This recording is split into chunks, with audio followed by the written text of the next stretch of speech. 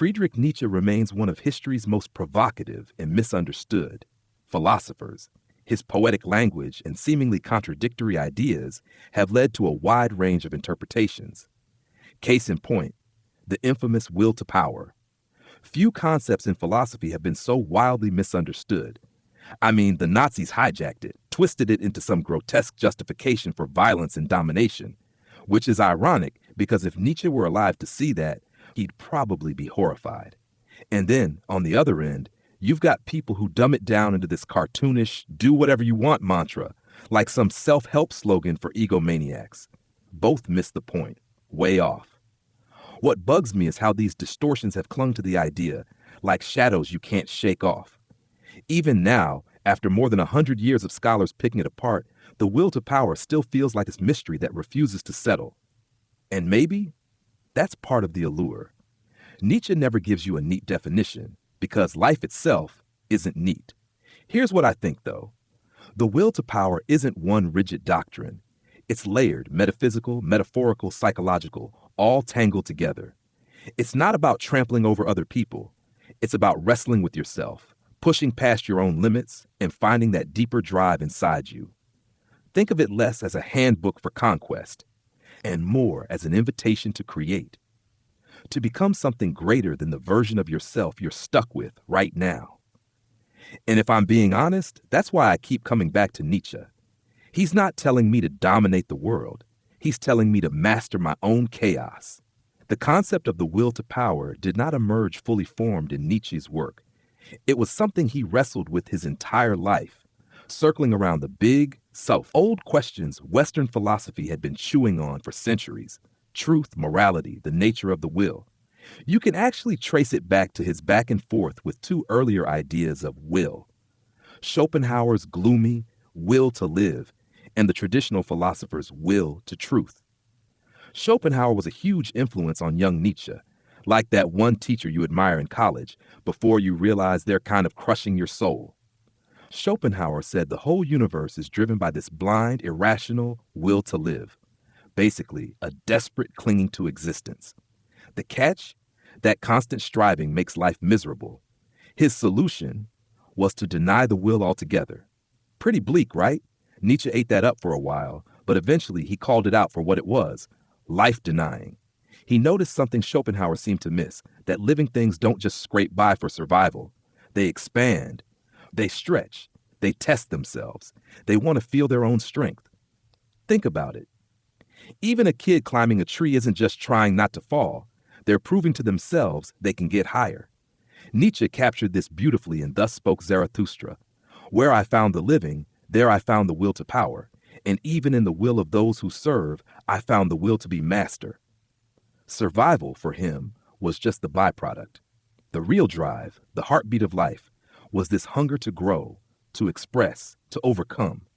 So he flipped Schopenhauer's will to live on its head and turned it into something far more defiant and life-affirming: the will to power. At the same time, Nietzsche was picking fights with another idea we usually take for granted: the will to truth. Western philosophy, since Plato, has essentially built its foundation on the assumption that truth is the ultimate prize. But Nietzsche wasn't buying it. He argued that philosophers weren't really chasing truth for truth's sake. No, their obsession with truth was just another mask for the will to power. By declaring their version of reality as objective, they were really trying to impose their own perspective, their own values, their own neat little order onto the messy chaos of life. And honestly, once you start looking at it that way, it's hard to unsee. The metaphysical spin on the will to power is wild. It basically says the universe isn't this neat clockwork machine ticking along under fixed laws, but a restless storm of energy, a never-ending flux of quanta of power, or centers of force. And these centers, they're not just sitting around politely. They're always straining, pushing, expanding, trying to stretch their influence, smash through resistance, and flex their strength against other centers of force. Nietzsche himself, in one of those cryptic notes from his posthumous collection, The Will to Power, lays it down bluntly. This world is the will to power, and nothing besides. And you yourselves are also this will to power, and nothing besides. Bold, right? It's a picture of nature that feels more like a battleground than a balanced ecosystem.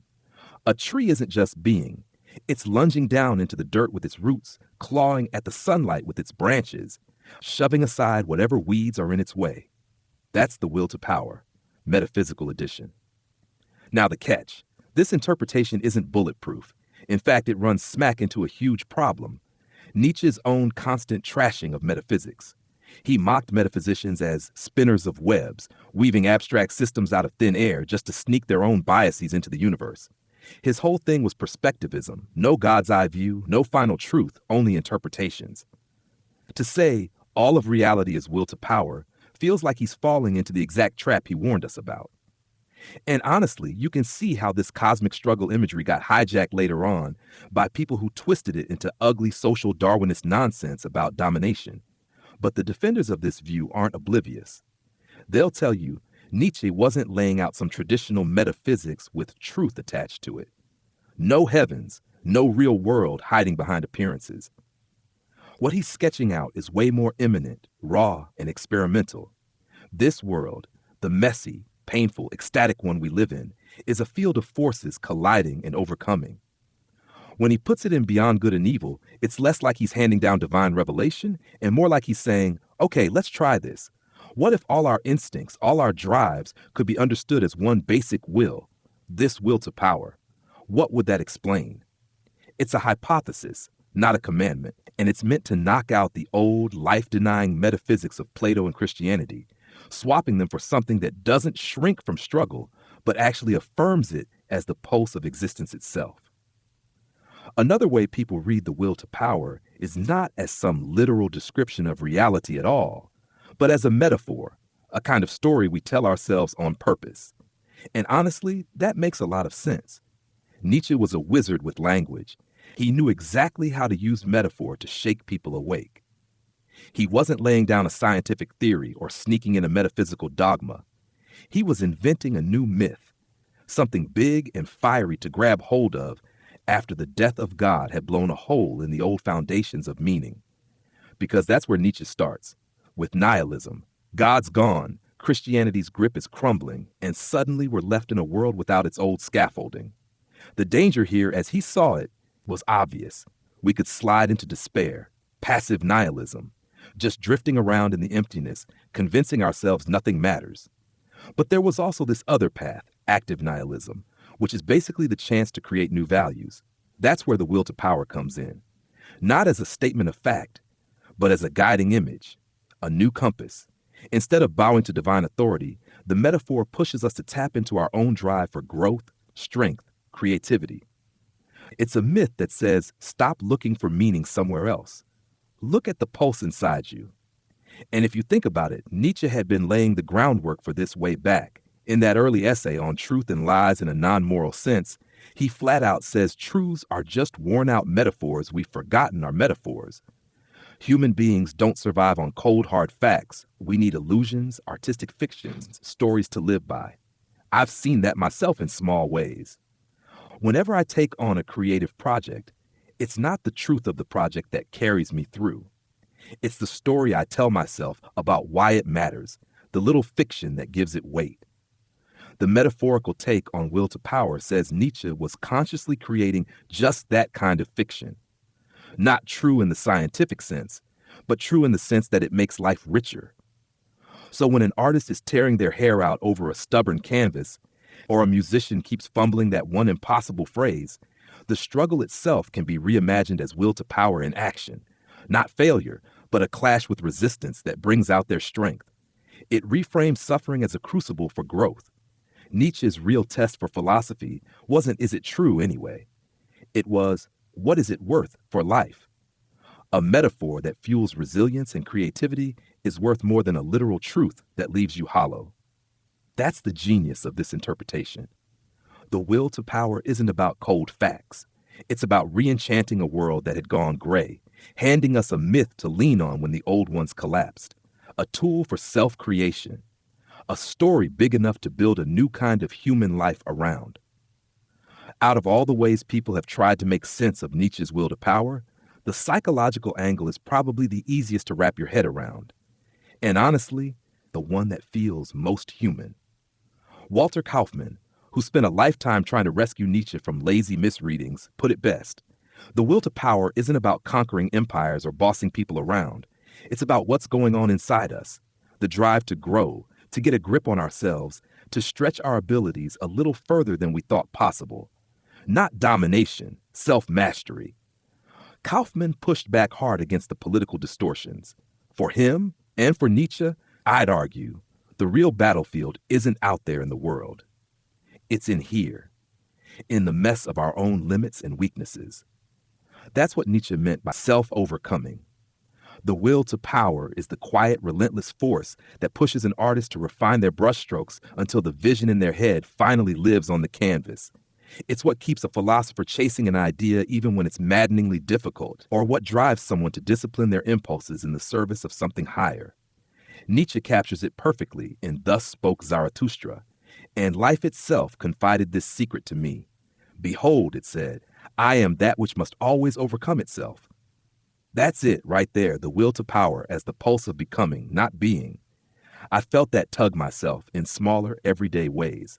When I was in school, cramming for exams, it wasn't just about the grade, though sure, that mattered too. There was something deeper, a stubborn urge to master the material, to not feel stupid in the face of it, to turn ignorance into competence. And that rush, when it finally clicked, that's the feeling Nietzsche's getting at. Power, not over others, but over the chaos inside you. And Nietzsche gives us plenty of evidence in his published work. He's always circling around power dynamics, even in the tiniest corners of human behavior: gratitude, pity, ambition. He argues that even acts of kindness, the moments we pat ourselves on the back for being selfless, can actually be read as subtle flexes of power. Helping someone out is a way of showing strength, of confirming to yourself that you have enough to give. It's not cynical, it's just honest. That's what makes this interpretation so compelling to me. It gives us a lens that's way more nuanced than the usual people just chase pleasure or people just act for utility. The psychological will to power says no. What we're really after is growth, mastery, the feeling of agency. And that frame can explain everything from awkward social interactions to breathtaking works of art. It's not about being hedonistic machines, it's about being restless creators, always looking for the next mountain to climb, even if it's just the one inside ourselves. Can all human behavior really be boiled down to one desire for power? What of love, compassion, or a simple need to connect? To assume all is a reflection of the will to power can come across as reductionist and cynical. The supporters would, however, acknowledge that human psychology is complex, but not so much so as to resist the profound unifying principle that Nietzsche's insight provides. He isn't negating the presence of emotions such as love, but interpreting them in the context of power. To love another, from this point of view, could be the desire to enhance their existence, which itself is an affirmation of one's own ability and potential to give. In addition, Nietzsche differentiates between primitive and sublimated expressions of the will. The bully's will is a primitive, reactive assertion of power out of weakness. The great artist's or thinker's will is a sublimated, creative expression out of strength. Though Nietzsche's psychological vision is not the exclusive one, it provides a priceless viewpoint that reveals the covert mechanics of striving and self-overcoming that pervade much of human existence. The will to power isn't some chest-thumping cry for domination. It's something much stranger and, to me, far more inspiring. It's a challenge, a call to turn inward and wrestle with yourself, to build something out of the mess of your own life. In a world without God, without absolutes, Nietzsche's saying, you're the one who has to pick up the pen and write your story. You're the one who has to turn raw chaos into form, into art. I felt echoes of that when staring at a blank page, realizing no one's going to hand me meaning. I've got to make it myself. Terrifying, sure, but also thrilling. And the more you look at it, the more it feels like these three threads, the metaphysical, the metaphorical, the psychological, aren't relics from the 19th century, but tools we can still use. The psychological version? That could easily feed into modern research on motivation, grit, self-actualization. The metaphorical side, it gives us new myths to live by in a secular world that's starving for stories big enough to move us. And the metaphysical hint that life is struggle, flux, force. It reshapes how we face obstacles. Instead of whining about resistance, you see it as the very field where growth happens. That's why the will to power still matters. It's alive, needling us with the same uncomfortable question Nietzsche hurled into the void. How do we live more fully, more creatively, more powerfully? And maybe if we take it seriously, we stop looking for someone else to answer and start answering it ourselves. Take a second to hit that subscribe button and let's keep exploring thought-provoking ideas together.